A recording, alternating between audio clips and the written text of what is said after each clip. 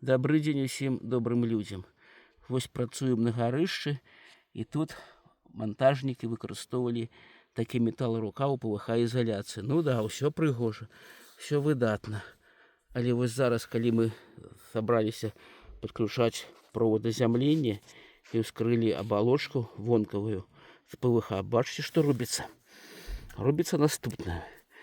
Там тут холодное памяшканне, там цёплае. Цёплы воздух сюды ідзе, тут холодна, кандэнсат, і ён пачынае і ржавець. Вось так. Здавалось бы, прыгожа ўсё і акуратна, але вось якая ёсць непрыемнасць.